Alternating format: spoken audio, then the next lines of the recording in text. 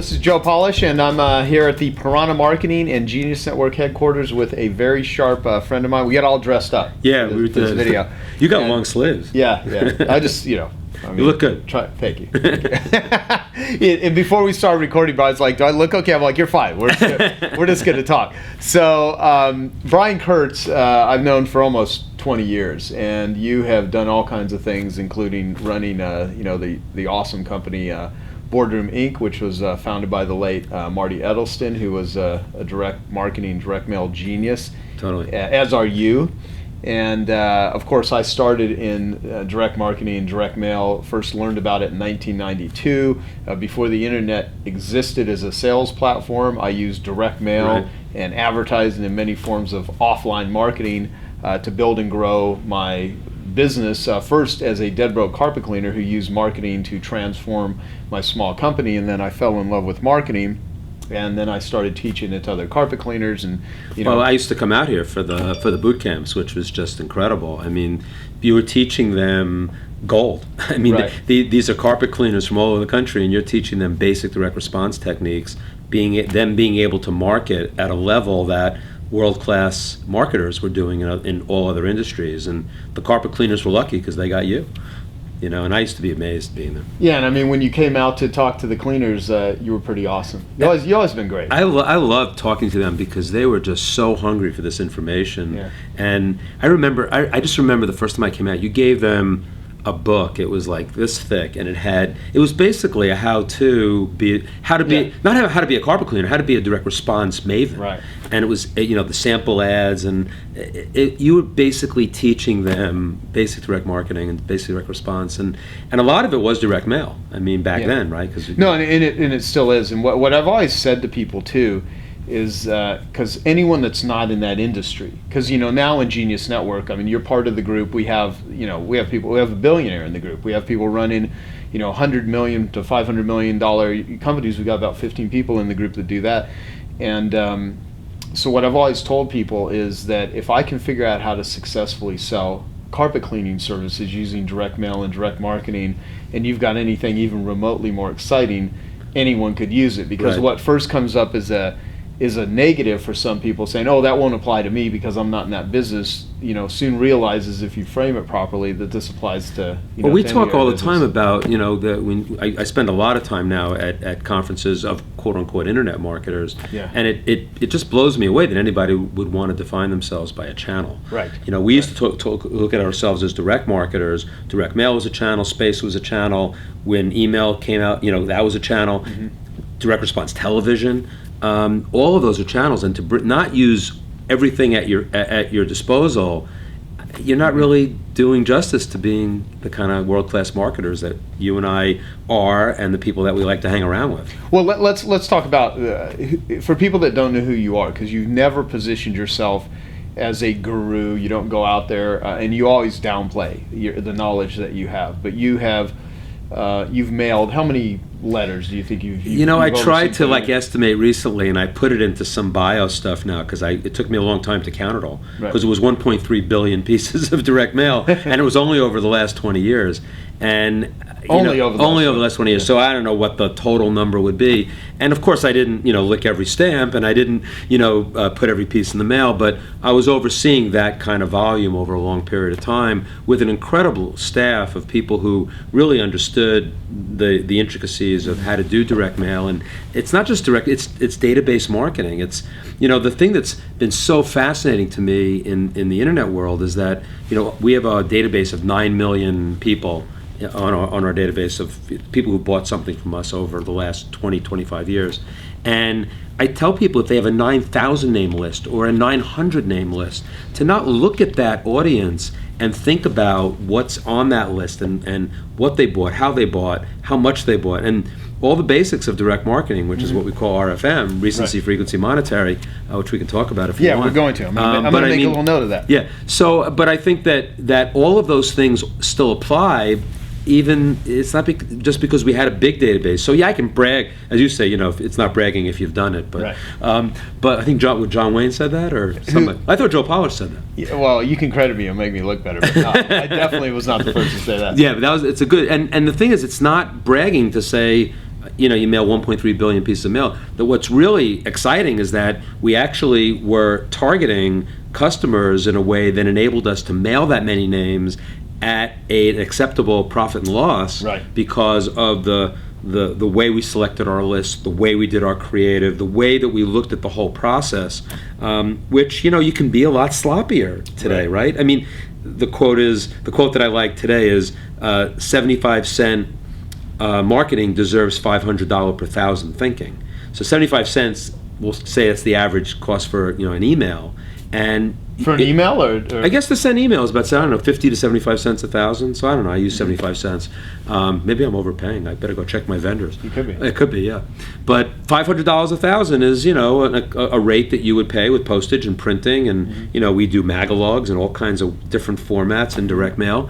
And if you're spending $500 per thousand to do your marketing, you better be thinking carefully about before you put anything in the mail. Right. And I think that there's just a lot of haphazard marketing going on because email is cheap and anybody can get into business. The internet, the beauty of the internet is that the cost of entry is low.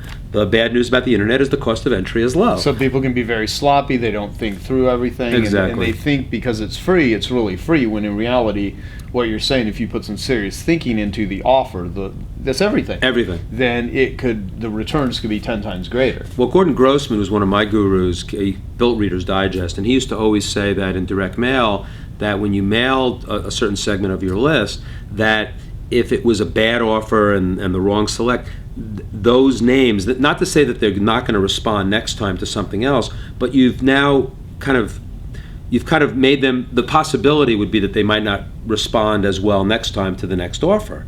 And I don't think, the online marketers think that way about the attrition of their lists. And I came out of the list business too. That's really where I started. So going back to my history, it was more about the audience and the lists. And I just love the idea that you have this list of there are no unique names, only unique lists, right? And so the assembly of that list, and online marketers have figured this out, on steroids, right? I mean, knowing that they've developed this tribe and they can give them so much good content before they really sell them something. Those are the guys that are doing it right. The ones that are just bashing their list all the time, they're not using that $500 per thousand thinking. And not only that, they have no interest in doing direct mail either, which is kind of like what you and I want to be out there talking about and saying, you know what, you could use direct mail even though you've never used it before.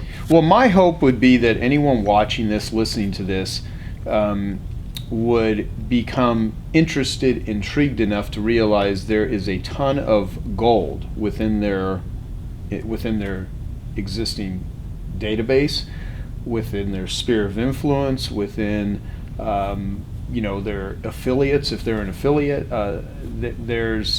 There's a tremendous amount of untapped gold that most people aren't even aware that they could mine for it because they don't even know this mining methodology. It's like handing someone a shovel that can, or a pick that can dig up gold, but they don't even use it. Right. And so why direct mail? Why now? And, and of course this could open up a whole stream of different paths we can go down. A lot of people don't use it because they don't understand it. They don't know where to start. And me and you are going to have lots of conversations. So this is not going to be the only video that we record, but I wanted to just sit down and see if we can start getting people intrigued and interested so that the action that they want to take is like going, I got to figure out how to do this. That makes a lot of sense to me. I see why I should go down this path. Everybody going, it's like, everybody's going right, maybe go left and see what's there. There's a lot of opportunity. I mean, I'll use it, it's a very, very trite example, but so I was looking at the database of an online marketer recently, not a big list, maybe she had, I don't know, 10,000 people on her list. And she was like showing me a list of all the different people of what they bought. So, I have this many people that bought 2 products, this many people bought 3 products, all the way down. She had one person who bought 17 products. So I made sort of a joke, but it wasn't really a joke. I said, how many times have you had that person to dinner? The one person who bought 17 products. And she looked at me like, what are you talking about? And I said, well, I'm actually teaching you database marketing, because what I'm saying is that, if you knew that all the different aspects of those people at the top of your list. Now you're like your list of 25K members, you treat them like gold because they're all VIPs. But the average marketer doesn't think about their database that way. Right. And it doesn't have to be that big or small database. So I just love that concept of, making sure that you're not sending the same message to everybody. Right. And it might be that person who bought 17 products from you, I'm not saying you have to invite them to dinner, but you could. But then you'd send them the 3-dimensional packages that we talk about, which is direct mail, right? It's not just... Well, yeah, because you were saying before we started recording, you can't send a 3-dimensional email. No. Explain what you mean by 3-dimensional. I mean, I get it because direct mail, a lumpy mail. A lumpy mail, yeah. What does that mean? Well, it's funny. Marty Edelston, who just passed away, I when I was doing his eulogy, he just died recently. And at his eulogy, I was saying, Marty, not that he didn't get the internet, but he understood that if there was someone he really wanted to have that personal connection with, he knew that a note in his handwriting with things that were of interest to that person, it's a lot different. I mean, yes, we love to attach funny videos in email, and we're going to continue to do that, and it's great. And for certain people in our lives, that's great. But when you start looking at people working at a very high level with high-ticket products, the ability to connect with people without meeting them individually, I think direct mail gives you an opportunity to get inside their heads in a way, get inside their dreams, aspirations, things that you have in common with them. And it's, I tell college students when they go on interviews, I had a whole group of college students. I said, if you go to an interview and after the interview, you, instead of sending an email, you actually write out a letter. And I said, you use paper, and I took a piece of paper. This is called paper, and this is called a pen. And if you send a letter, and then maybe if you attach an article that you might have been discussing during the interview of something that you were talking, I was making up what it could be. Right. It could be anything. That I will tell you, and then I whispered into the microphone, you'll be the only one doing this. Right. So the differentiation for someone getting a job in a market where you can't get a job, that's direct mail. Right. So then why not take that to the next level, even if you're doing more mass marketing? So I don't know if that makes sense, but it's like a philosophy. It makes total sense because it is something that no one else will be doing. And let's just take young people right now. Okay, now if this video is watched 50 years from today, totally different story. But right now, anyone over the age of 35, 40, 45, 50 that you may be wanting to work for or partner with or do. I mean, they're used to they live in a world where, like I'm one of this is like the last generation. Here's what I say to people that, you say you're my age. I mean, right now I'm 45 years old. I'll be 46 in a few months. And, I remember when there was no fax machines, and fax machines came onto the scene. I remember, dialing televisions, black and white televisions as a little kid, and the invent of cable television, and going to remote controls and going to cordless phones when there was rotary phones and it was touch phones and then it became cordless phones. Right. That was like a new thing. And then when cell phones were like a brick, and then pagers, and then we got to smaller cell phones, and then now smartphones and everything else. I mean, there's never going to be another generation which didn't transition to that. Now, any kid born today, they would have no clue. Well, I told you the story before about how apparently all 3-year-olds are walking around their houses all day going like this because they're playing on their iPad all day. Yeah. So they think the wall is an iPad screen, and they think their mother's face is an iPad screen. They go into the refrigerator. They think they're going to get food by wiping the screen. So I'm not worried about them right now. Yeah. I mean, I don't know how I'm going to market to them, and I'll be dead. So I'm not going to worry as much. But right now, as you said, everybody has at least had some exposure to a mailbox, and it becomes that we're talking multi-channel. I'm not saying that we should be talking about direct mail as the be-all end-all, right, that it's going to replace all other media, but it's this forgotten medium that no one understands it as well as they should. And you've always been such a big fan of it. Mm-hmm. I've lived it for my whole career, and so we've been talking about this for a long time. Well, saying I'm a fan of it because it still works. It still works very well. I mail letters. People buy stuff. They join stuff. It moves them along the line. It is an addition to what in your current tools in your toolbox, if you added this to if you're already a successful internet marketer, and we've seen it in our world. I mean, you're teaching people how to do it. I teach people how to do it. When they, when we take all of our 25K members, I sit and say, if you're already a successful business owner and the majority of the business that you're acquiring is online, one of the best ways that and there could be people far smarter than me in different channels and different areas I don't know that could come along. The smartest thing that I think someone could do to double, triple their revenues, their profits, is simply add direct mail into the mix. I mean, you've been doing some stuff with space advertising, and how that can. But direct mail, and as you said before, it still works. I mean, we're seeing response rates. I mean, the problem, you're dealing with the Postal Service, which is tough, and that I lobby on Capitol Hill because I don't want it to go away. I still believe in it, and I feel like I don't want to have regrets later on that I didn't educate senators and congressmen that they're making some mistakes about how the Postal Service is going to price themselves out of this incredible business. But we're seeing, we've been in business for 40 years. I've been there for 32 of it. And our response rates for some of our offers today, 2013, are as high as they've been in the last 20 or 30 years. For certain products. Sometimes they're not, sometimes they're not. Sometimes it depends on the product. Because we're still doing the same kind of great creative, we're still doing the same kind of database marketing. The biggest difference is we don't have the list universes that we used to have.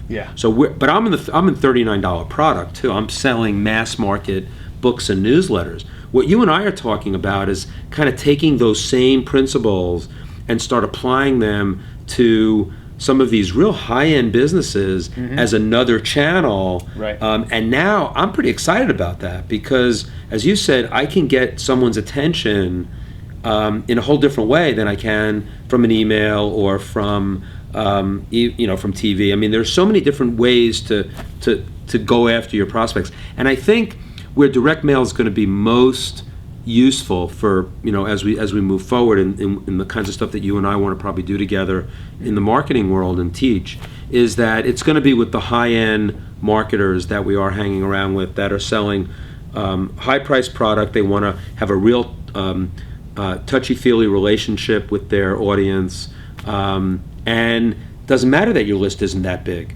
The size of the list mattered. At $29, $39 product, you just can't get the critical mass, and it's very frustrating. Well, one of the things that I do as a test, like I'll go to conferences and I'll speak, and I'll get a bunch of people give me business cards, and I will shoot a video and we'll upload it to YouTube and put a link and send an email out, personalized video, and then I'll send personalized cards and things. Always get a response from the letters. Far more in a personalized video is pretty touchy-feely. It's not just a text. I mean, it's me talking to people, and all the time I continually validate to myself that when you send something physical to somebody, it's when you're looking. What's that saying about that you always talk about with the inbox, the least cluttered inbox? The least cluttered inbox is the one that you grew up with. So it's the mailbox. What does that mean? Well, it means I know what it means. Well, I looked at your computer when I came in today, and you couldn't even find your email, right? It was like, and so you look at someone's average inbox in their email, and even if they're great sorters of that, they can't figure out what. The noise is ridiculous. It so happens that because the Postal Service has not run things as the way they should, and a lot of people got out of direct mail, lo and behold, you got an emptier mailbox. And then you got more attention. And then if you still are a slave to world-class creative as we are, we were sticking out in the crowded mailbox.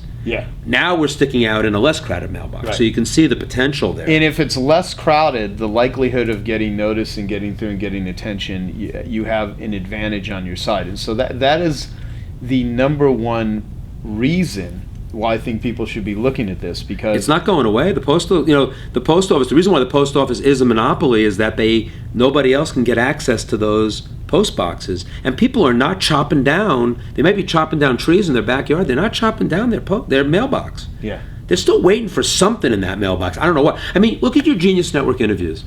I don't know if I'm an exception or the rule, But you sometimes send links with a hot interview that you just did with somebody. It won't be this one, I'm sure.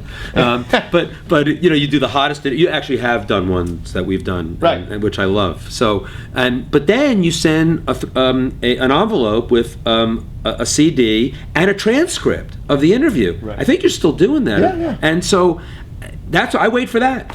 I wait for that. I have people that still to this day. Since I first started which used to be called the Joe Polish Superstar Audio Tape of the Month Club, which I started, I believe, in 1995. Wow. That still to this day, and we're doing this at the end of 2013, this particular recording, that pay money every month since that period of time because they want to get something physical in the mail. Yeah. I mean, I know a lot of great online marketers who, when they send me something three-dimensional in the mail, I don't know if I want to mention other names, but the same thing. People who pay $50,000 to be in high-end mastermind groups, when they get the physical package of the interview of the month or whatever the transcript and the interview, it makes a big difference. So you start seeing, maybe yes, that situation, they're not selling that piece of physical product because they bought the bigger product, but just the level of interest in that physical product and what keeps them connected to that guru.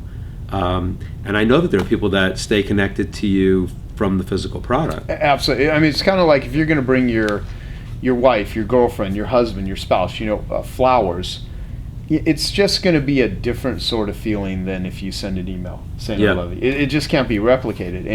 And I don't think it's a stretch to make the same comparison to anything physical. You can just do things in the mailbox that cause you to stand out and get attention that just aren't quite the same. So like what you were saying earlier, this is not in lieu of, this is not a replacement of, this is an enhancement absolutely to everything that you're doing. So let's go back to what you did talk about, RFM. Right. Recency, frequency, and monetary. Yeah, and sometimes called unit of sale, whatever. Right.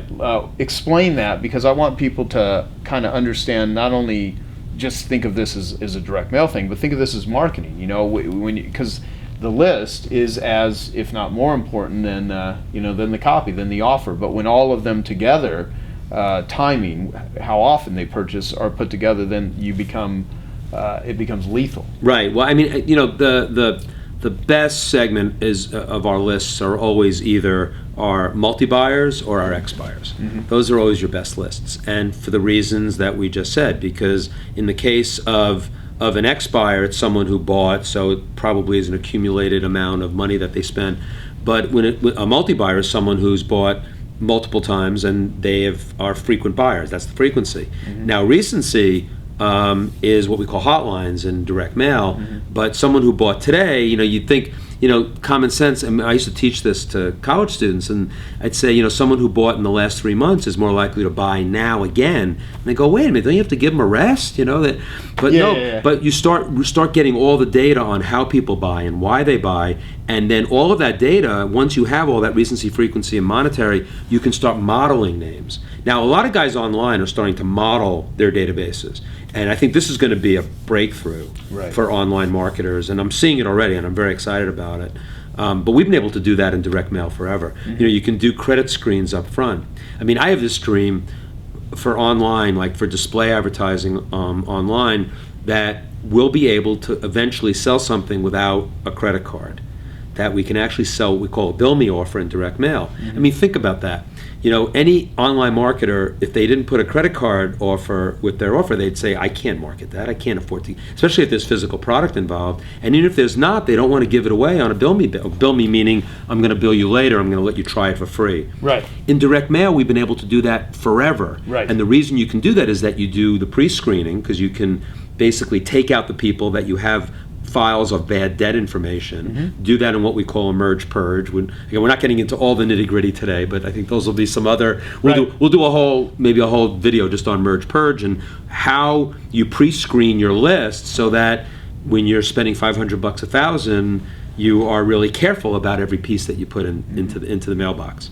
So I want to. Can you hold that thought? Yeah. Okay, one thing that I was talking to you about before we start recording here is we're talking about people that are on Genius Network and some of your other clients and people that want you to teach them how to do this, and we're like going, what would it be worth to actually teach an already successful person who has $1 million plus company, as an example, how to do this, because it could add millions of dollars to their to their business, to their revenue.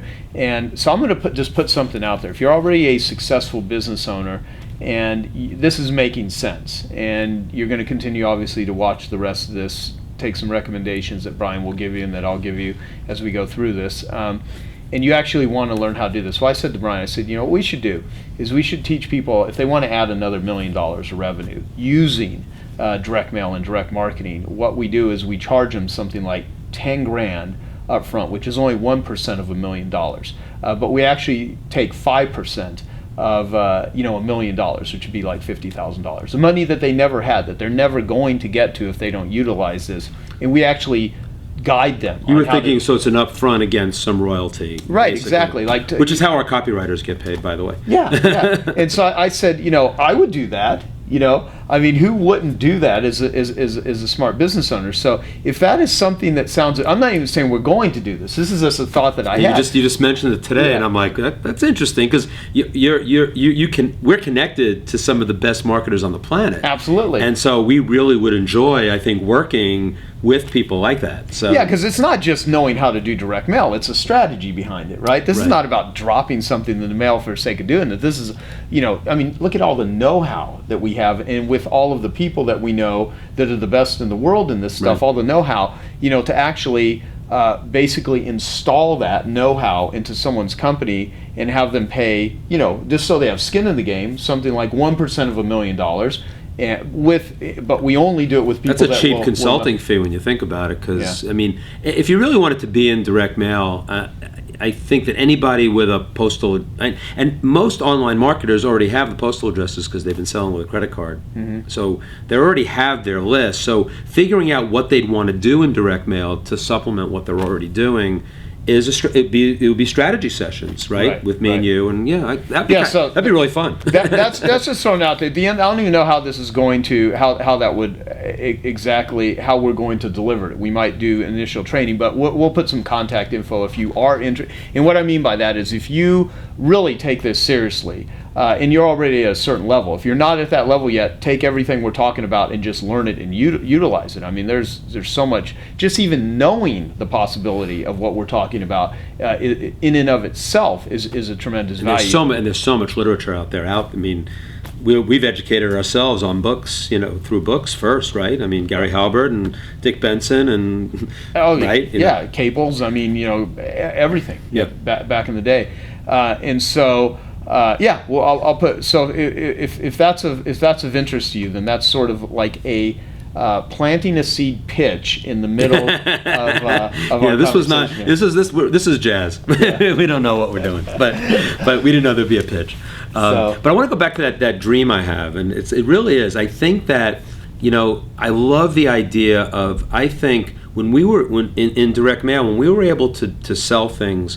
On a trial basis, and not have to take a credit card up front, and be able to either ship a book or ship product, and then know that because of the credit screening we did up front, that yes, we would get some people that would rip us off, but net we would end up with a positive P&L because we would get enough people to pay us because of the pre-screening and also the way that we did our promotion and the way we did our billing as well.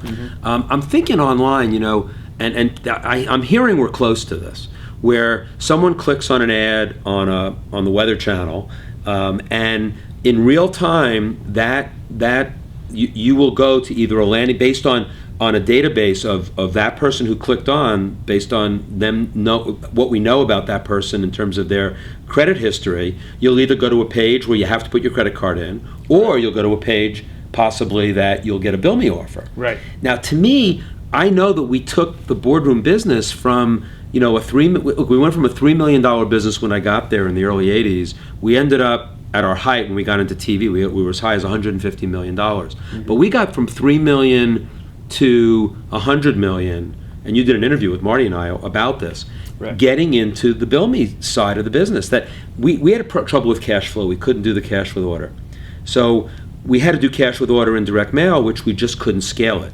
But you get such a higher response rate with a bill me offer, obviously, Right. and if you can control that back end and get the right pay up, I just think that if we could nail that online, that's the knowledge. I'm just pretty excited about that. So Yeah. I'm actually in touch with a few guys who are kind of the rocket scientists of the analytics side of the internet business.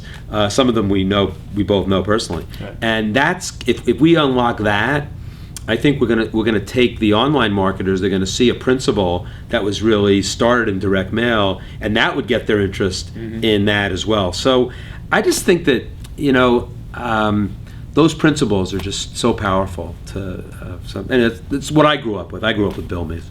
I didn't grow up with cash with order. Yeah, yeah. I mean, I remember even doing CODs when I first started. Oh, and yeah. stuff, which is Yeah, we didn't do much of that, but a lot of people did. yeah. A lot of catalogers. Well, I mean, it almost goes back to if you can figure out how to make something work in places where most people can't afford the cash flow. Even really expensive advertising. I mean, I still have people that are trying to figure out how I was able to run full-page ads for very expensive seminar in Forbes, Fortune, Inc., Success, That was a Entrepreneur, cool U.S. Airways. program. Yeah. And people are like, well, you can't do that. And of course, the reason that I did that because it's a long-term play. Yeah. But being able to figure that out, being able to mine with methods in environments where most people don't know how to do the mining or don't even think there's any gold there, if you can figure that out, that opens up a ocean of opportunity. The book that obviously a lot of people are asking me to write a book, and John Carlton is going to kill me if I don't write a book.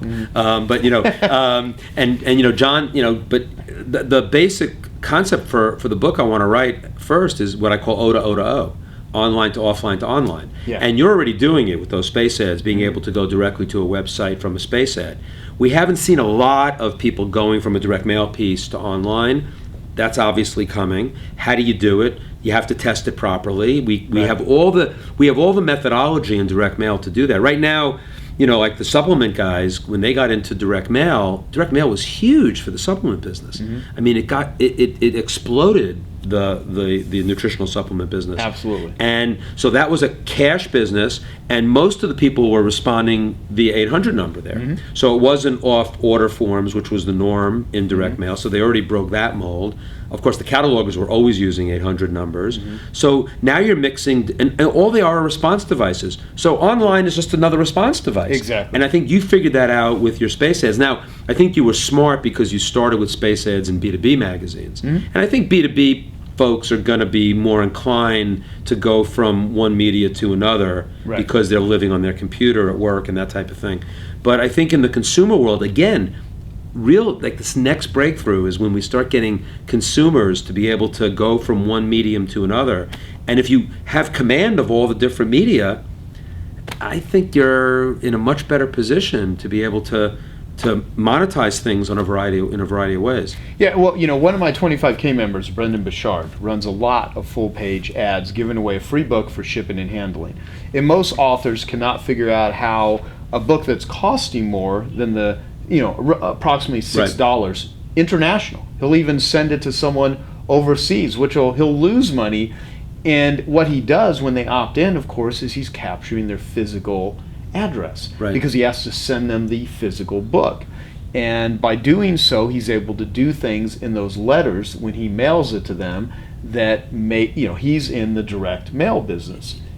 Although he's driving people online to get the free book, it's not a make a phone call. It's go to this website, his name, / free book.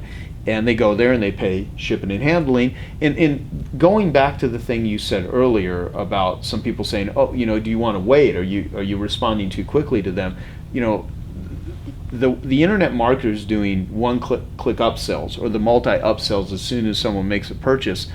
It's the whole psychology of purchasing something doesn't satiate the urge to buy, it excites it. Exactly. And so once people are in this excitable sort of mode, you want to keep the excitement going by continuing to offer and offer and offer until they're satiated, till that emotional, engagement is, it's done. Let's go back to what you said about Brendan, though, is really important because, I think he also is understanding a basic direct response principle, which was started more in the world of direct mail, which is lifetime value. Right. The great quotes that I love to quote, one is Chris Farrell, which he says, a product is not a business. And John Carlton always says a promotion is not a business. Right. And, the world-class marketers we know, and they may be 100% online, they understand the lifetime value of a customer and how much how much a customer is worth to them. But the thing that is missing still for a lot of folks is that how much are you willing to really lose on that first bite at the apple, because you now have figured out, and again, the good marketers online have figured out their funnel and they figured out their ascension programs and all that. But for the average Joe who's trying to figure out how to make some money online, if they're not thinking ahead, this is in Dick Benson's classic book on Secrets of Successful Direct Mail. How much can you afford? He's called it his bogey. And we use that. It's the bogey. The bogey was how much you could lose in year one to make it back in year two with your renewal from your subscriptions. Right. This was all subscription marketing. This started in the subscription marketing business. And some subscription marketers said, I don't have to make my money back to year 3 or 4. That's a conscious decision. If they can wait that long to get to break even, then that's a real investment. At a $40 ticket, that's a long wait, and I don't know if I want to be in that business. It's a tough business. Right. But the guys that we're talking about can get their money back a lot faster. So Brendan was, I think, very forward thinking, and there's a lot of guys who do think about, I think Dean Graziosi does the same thing with his book. His book's like a loss leader, and he starts bringing people through that ascension program, but he's using all media, and that first bite, which happens to be a book, a physical product. I don't know if he's still. I assume he's still doing the book on his TV. But yeah. So but he's giving them a physical product right off the bat. But he then gets them into and he knows how to really romance his audience, and he knows how to create a tribe, and that's really what it's all about. But physical product does play a huge role there. Well, okay, so going back to RFM. So real quickly explain again recency, frequency, and monetization. So in the list world, I used to do a 2-day seminar just talking, this is years ago, just to talk about lists. And it was response lists versus compiled lists. And what's the difference? Okay, so big difference. So compiled list is basically who you are and where you sit in the phone book with overlay information. Right. So if I want to mail to dentists in Des Moines, the odds of me getting enough names on some response list of someone who actually responds to a dental offer, a dental magazine, or something like that in a very small zip code area, slim and none. Right. So I have to go to what they call a compiled list. But there's nothing in a compiled list that says someone really would respond to an offer, but they fit a demographic or a lifestyle, or they fit something. Right. Whereas a response list is the key, and that's why they're much more expensive, and that's why in direct mail, response lists are people who've responded to direct mail offers before because they have a propensity to buy by the mail and they'll buy again. Within that, recency, frequency, and monetary are just critical because I said before, you'll pay a premium on your response lists for what they call a hotline. So someone who bought in the last 3 months, if the list is $100 a thousand, you're going to pay an extra $10 or $15 or $20 per thousand for a hotline select because they just bought in the last 3 months. Again, they are hot to trot, right? Right. Now, frequency is someone who would be a multi-buyer. So on those lists, if I could get someone who bought 2 products and they also are existing within a hotline, now I've got the cream of the crop, and I'll probably pay a premium for that list as well on top. These are selection charges on your list. Right.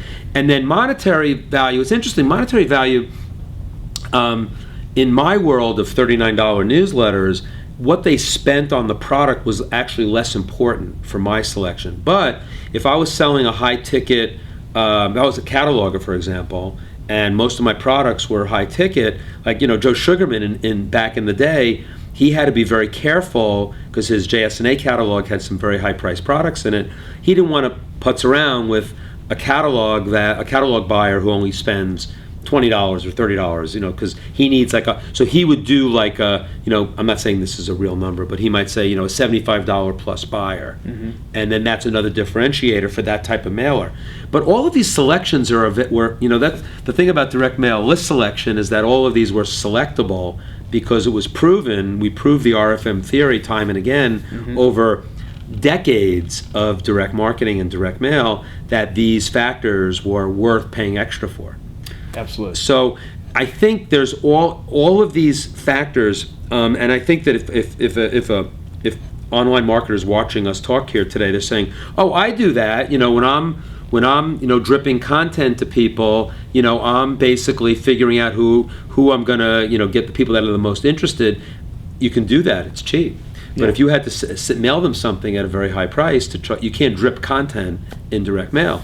So I think you can use these techniques. I think recency, frequency, monetary are very important, and that's why I think any online marketer that's not slicing and dicing their database, that's real. It's not about direct mail, but and that's when I made that joke about one person who bought 17 products. Are you inviting them to dinner?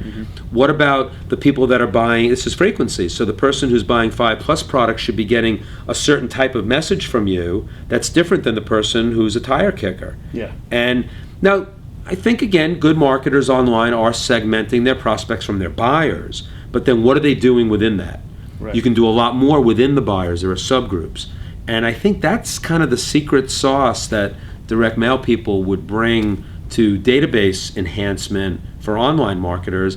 And then we can decide within that database who we might want to send bulky packages to. Right. Because it's going to be expensive. So why would I want to send physical product? I want to send it to maybe my best customers. Or I want to send it to someone who maybe is a middling customer, but that bulky package could start making them move into a higher price category. Yeah. So using direct mail to move people within your database from multi-buyer, bigger multi-buyer, spending more money with you, being more beholden to your products and your services, and loving what you do. Yeah, I mean, one of the simplest ways to probably improve stick, rapport, connection, longevity, even if you weren't doing direct mail campaigns, but taking great clients, which I would argue that could be applied to almost any buyer, right? Is sending like a physical thank you, like literally something as simple as a physical thank you note. And everything you just rattled off, if someone jumped into this direct mail world and said, I'm going to figure this out, I'm going to try one thing here, what will happen is all of the other areas of promotion and marketing and client acquisition would improve, because when you're forced to spend money to put a letter in the mail, you think about it differently than just I got to whip up an email and blast something out to my list of 100,000 people, right, and put 5 minutes of thought into it. That's not gonna operate that way in direct mail. It just isn't. But the level of thinking that you'll put into it, I mean, if there is any strategic byproduct of doing direct mail, is the act of going through doing it in your business will simultaneously give you insights and perspectives and thinkings it's not a real word, of how you're going to approach all your marketing that you just will not come to without it's funny, you practice what you preach even when you're joking around. You did you did one to me recently that was just a riot, because Marty, who just passed away, had been ill, and not that we were scavenging around his office, but there was one piece of art in his office that I absolutely had to have, and it was something that you gave him, which was a hand-painted toilet seat from an artist out here in Arizona. It was Spider-Man. And it was Spider-Man. And so what I did was I got it into my office, I took a picture on my iPhone, and I sent it to you. Yeah. And then what you did is that you then took that picture, put it on a postcard, right, and sent me a physical postcard back. Right. The postcard is now on my wall underneath the toilet seat. Now, I'm not saying you sold me anything more. My relationship with you is solid. You didn't need to do anything more with me. But the kind of rapport that I could repeat that story, can you think about all the marketing applications? And you do this, right? I mean, I know you create these postcards. Yeah. And it's people want to be. Yeah, how often is someone tacking an email up on the wall unless it's coming from the president or something? Not happening. Yeah. And so, and Marty, interestingly, give a little deference to my mentor and someone who he loved you to death, and I know you loved him as well. I have a file of letters Marty sent me to this day. Always handwritten, right? Yeah. He'd always attach something, and then he once sent you a box of chicks, right? Physical baby chicks. chicken. Right. You can find that video on YouTube. Yes, it's one of the first things to come up. Joe. Or I think it's one of the first. I wanted the first thing, Marty. I wanted some videos of Marty when he was on PBS to come up on a search. I couldn't get it to come up higher than the chicks on YouTube. Funny. That's funny. Right, but now I figured out how to get the Marty video to come up first. Good. But it took me a while because he sent you this box of chicks, and it's the relationship there. And Marty didn't do it because he was going to come and ask you for a favor one day. But you know what? The level of intimacy that you had with him, that all he had to do was pick up the phone one day, and in fact you did it. I'm thinking of it now. We did an off-site once, and you travel all over the place. Mm-hmm. It's very hard to nail you down. Right. And you came and did and spent 3 days, I think, with my entire staff, which was not a normal thing for you to do. Right. And you came because that relationship had been built over time. So we're not talking about just selling here, and I'm using this as, maybe it's not a great example, but that's direct mail. That's physical product. Just like during the holidays, if you get a bunch of holiday cards and people would put them over their fireplace, they'd hang them on the street, or they'd put them on their counters, they put it on the mantle. I mean, people aren't doing that with email videos. No. They're not doing that with emails. They're not doing that with text messages. I have a theory on that, though. I'm not a big holiday card guy because my theory is give Christmas, basically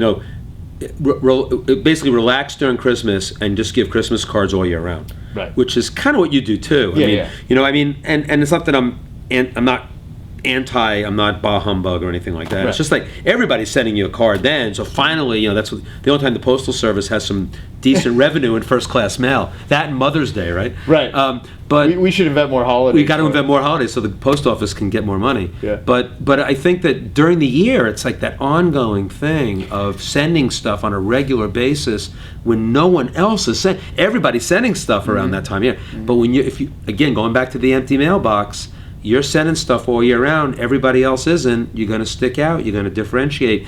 And if you have a business, let's get into direct mail for the internet marketer.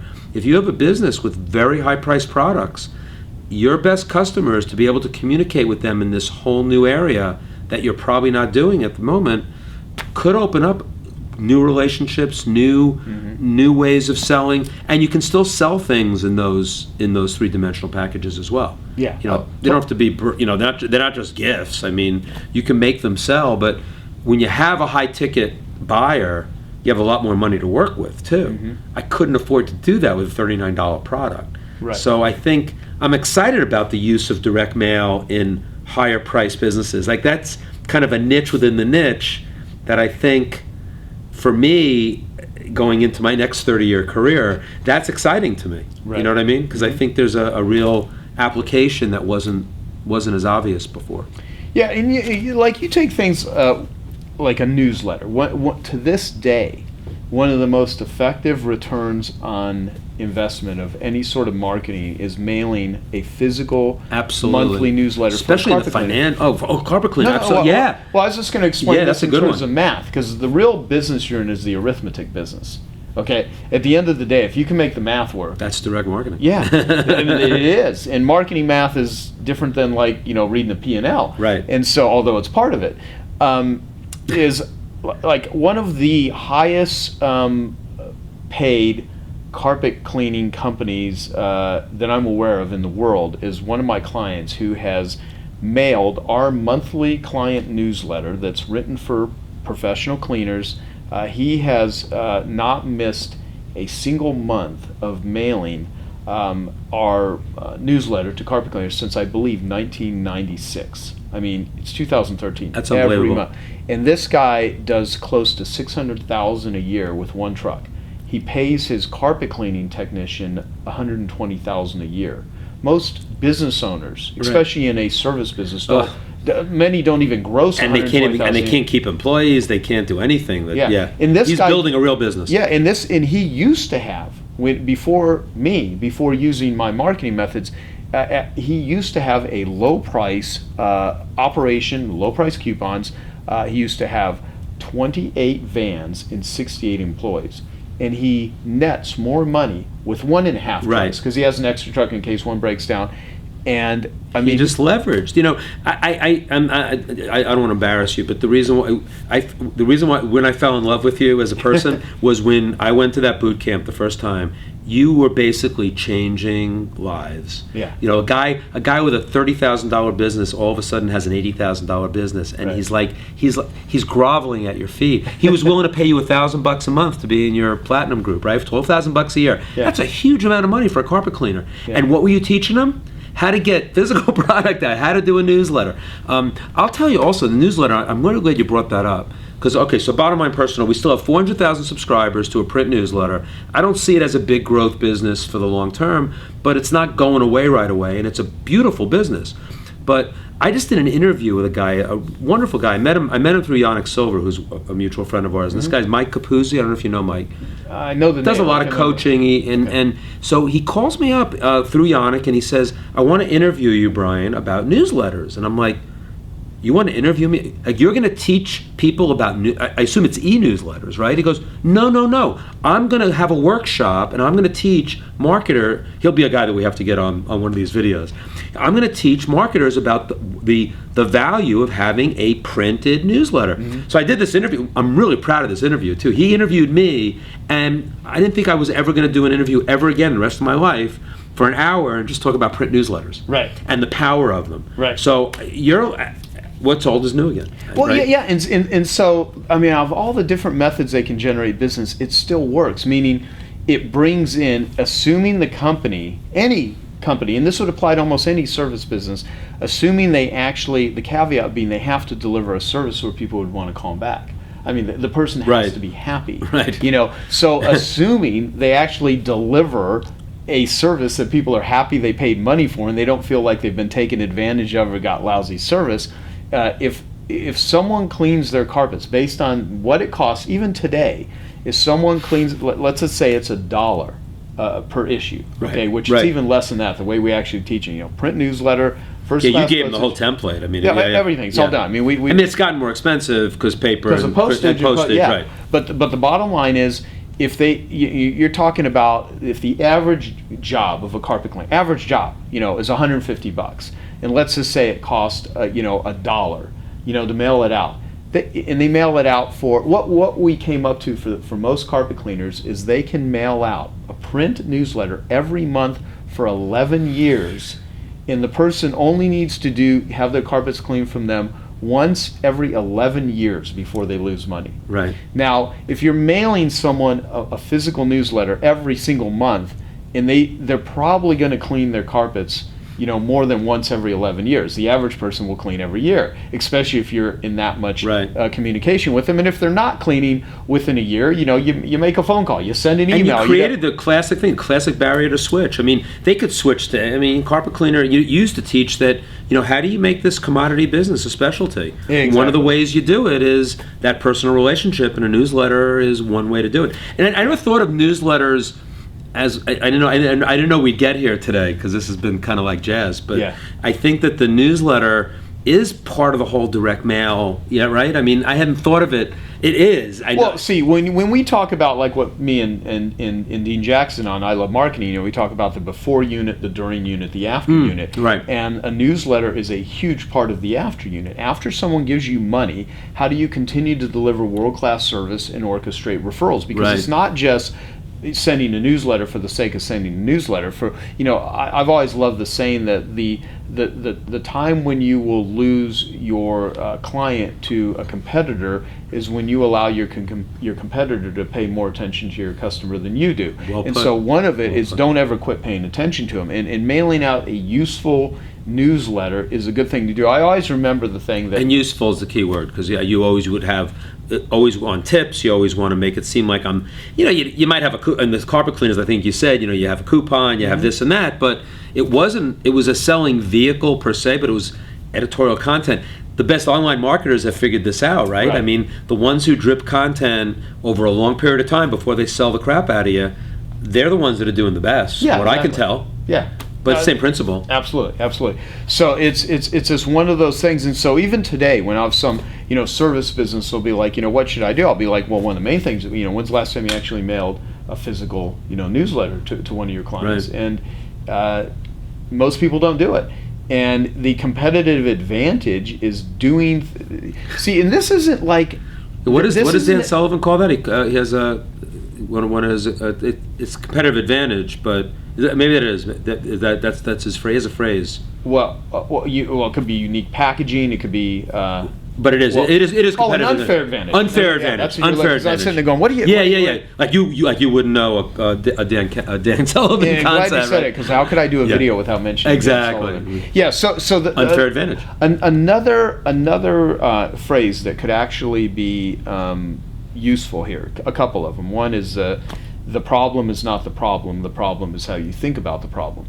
And so when people are like, oh, I need to generate more business, right now, and almost everyone that's in business, most of them would not say, I have more clients and customers than I know how to serve, although there are a few of those.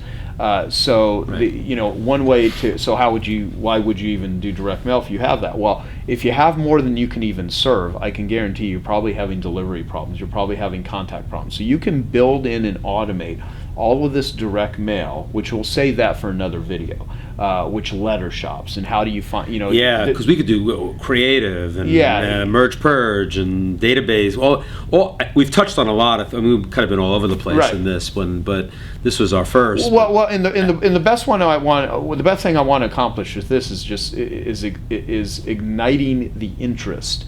In getting people to, if people have already used a lot of direct mail in the past, hopefully this will remind them that, wow. I mean, people that have been in business for a long time that are marketers have probably done stuff in the past and they forgot to do it. I mean, some of the people in 25K, me and you constantly talking about direct mail has caused them to think, well, that always used to work, and I just quit doing it because I kind of got sidetracked with all this internet stuff. Right. And they've forgotten. So, part of it is just reminding people that knocking on doors actually, this way does actually get people to open it. So that's one thing. The other is people that are new to this to maybe have them look at this is a capability that can be added into their business if they learned all the things. But we have spent years. And personally, I still talk about this. There's not a year that has gone by in the last 15 years where I have not spent at least $100,000 on my education. And in the beginning, at least 10 years of that was heavily involved in direct mail. Absolutely. And so you know what I'm seeing too. I mean, it's been very exciting and rewarding. Right now at Boardroom, we have 7 direct mail launches of new products. I hate to use the word launch because you say launch and you always think online. Right. But I've been doing launches since 1981. Yeah, exactly. And so, but 7 direct mail launches of new products between now and, we're in November of 2013, between now and April. At least 3 of those 7 are products that have only been sold as online products. In 2 cases it's books, and in 1 case it's a nutritional supplement. Yeah. And what I identified was some products in the marketplace that I saw had all of the, maybe this will be a good tease for our next video, because I saw some elements that, there was a story to tell. There was a product that already had some creative that looked like it was doing well online but could be expanded quite a bit in the kind of formats that I know. There was the ability to show certain things that in photographs and in the kind of formats that I love, tabloids and magalogs. Right. We talk about formats too. Versus everybody thinks direct mail is just number 10 envelopes. Yeah. No, it's not. I mean, you got a lot of creativity involved. So I guess my point is that here I identified 3 products. Whether these launches will work or not, I don't know. But I got 3 internet-only people to say, why don't you come over to Boardroom, give us your product, we'll pay you a royalty, we'll take all the risk, because it has all the elements that I think that a good direct mail product should have, and that might be the lead for the next video. Like, right. what things do you really need to even think about a direct mail product? And we're launching 3 new products, which is just totally cool in 2013, 2014. And we'll see how it goes. I mean, but we'll be able to report back on all of those. But Good. there was like a lot, and there was an appetite for it because I knew the 3 people that I went to either knew about direct mail or wanted to know more about it. So, or they wanted to see the nutritional supplement folks. They just wanted to diversify into another medium. The other 2 actually had done direct mail in other parts of their life and then stopped doing it because it was too expensive, or they just didn't have the patience for it anymore, or it was just too hard. Yeah. It's like making sushi at home, you know? It's like well, see, things are hard if, for one, you don't know what you're doing. And I've always loved that quote from Anthony Greenback in the book on survival, and it goes something like, you don't need, to get through an impossible situation, you don't need the muscles of a Hercules, the reflexes of a Grand Prix driver, the mind of an Einstein. You simply need to know what to do. And you know, in this environment, you don't need to be a rocket scientist. You don't need to be a genius. You just simply need to know what to do. And there is a know-how that a guy like you has incredible knowledge and wisdom on, that you know how to make it work. I mean, your company has brought in literally in the billions of dollars because of this know-how. And so by talking today, hopefully those of you listening, I guess we can look at any of the cameras here. Yeah, right. That I've been looking at you the whole time, which is good. Yeah. Look, well, you're a handsome guy. So what I'd like you to do is think about if this makes sense to you, and if you actually want to go deep and learn this. And on the next videos that we do, we'll talk more about this. But if this is the only time that they see us or watch this, I'll put some sort of contact info on to go back to my kind of cleverly disguised pitch, right? unthought through pitch. You know, if you are a successful entrepreneur and you know the value of wisdom, you know, it's kind of like if you have to do brain surgery, do you want someone that's performed the surgery like never or right out of medical school and this is their first time, or do you want someone that's done it 1,000 times? And so, you know, people that are willing to, you know, they want to make this work and give it the highest possibility of success, you know, something, I like this scenario of lop down, you know, 10 grand to put some skin in the game. Maybe, I mean, you know, targeting the I think we'd be open to anything that makes sense. I think what hopefully comes through on this, I don't know, I just love this. I want to be able to like teach it to the next generation. So the passion is there. I started putting like all my content up. You know, you had given me all the 2 genius interviews I did with you. One of them was on list mastery. Yeah. The other was with Marty. Right. So I put up this squeeze page, and I'm starting to like build I'm building a list of people that want to learn all this stuff. Right. So, you know, having that up there, and like the interview I did with the guy on the newsletters, you know, and every time I do an interview now, I don't know what I'm going to do, but I just want to put it all up there and start accumulating this content, and then, you know, I'm just really excited about the possibilities. Well, and I like talking about it too, because every time I talk about this, it causes me to see the other applications that have, the diamonds are still there. You just kind of forget that they're right there. It's frustrating. I think for a lot of marketers, when getting used to email and it's how inexpensive it is, getting used to digital product versus physical product. It's tough because, you know, margins shrink very quickly when you're talking about direct mail and you're talking about physical product. So that's why I think as we move forward, because I don't think the Postal Service is going to be reducing costs anytime soon, and it's, you know, it's not going to be simple, but that's why I think probably the big application is as a supplement with higher ticket products and higher ticket businesses. Because I didn't go into this interview either thinking that's where my head would go, but that's where it went. Yeah. As opposed to trying to go teach, I don't want to go teach somebody to go do a $39 newsletter in direct mail. It's just, you know, and you go to the M&A conferences and there's no investment banker that's buying a company that's print based. Believe me, and so we know that. So that's what, you know. Let's make sure that, you know. That's why my moniker for everything I'm doing now is dinosaurs and cowboys. So, you know, I don't want to be an extinct dinosaur, but I think using the knowledge that we have to not become extinct and then be able to, you know, use the best techniques and bring them all together, it's exciting, you know. It's a medium that is so rich, right? With and you and I have lived through some of the most amazing direct mail campaigns, Yeah. either individually or with other companies and people that we know. And it's a rich heritage that. And I think Genius Network members are going to be, with our guidance, are going to be creating some of the newest, most amazing direct mail campaigns. That would be really cool. And going back to the thing you said, and then we'll wrap up, with the college students or someone looking to get a job or whatever. I don't even know where I first read this, but I tell people to do this all the time because it works. That if you want to build rapport and you want to transform the relationships in your life, I heard years ago, send 10 postcards to someone every day.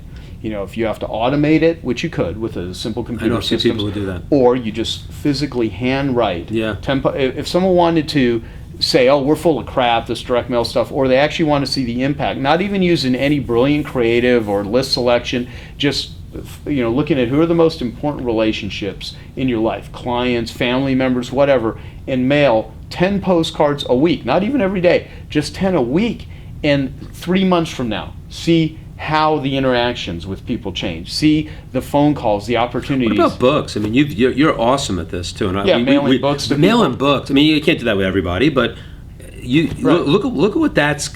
You can't. I mean, you can't say that every book you send, I made this much money. It's not about that. Mm-hmm. But look at the as Jay Abraham would say, the relational capital that you have in the world and that I have in the world. Mm-hmm. I think that's one of the things we really have in common, right? We are relational we're very rich when it comes to relational capital. Absolutely. And it's not because we've been manipulative with people, it's because we love people, right? We love humanity. People have told me that I'll be good at whatever I do because I like people, right? Right. And you do too. So right. And people need to get stuff. They need to get stuff. They need to physically interact. Absolutely. And so I love it. And so hopefully you found this interview very useful, this conversation very useful. It's giving you some perspective. And till next time, if you're interested and you're a player and you want the best in the world, or at least kind of up there in terms of the best. I would say Brian's the best one. I'm not saying myself. You're the best too. Then you take a look at whatever the heck I come up with is putting as the mechanism for an email or a phone call or a website or whatever. And if you're interested, we'll see if we decide to do something or not. And if we don't, then at least you got some useful stuff to hear about with direct mail. And so go make yourself rich. It was fun. Thank you. Thanks for doing it. Yeah, thanks, Brian. Appreciate it, man. Loved it.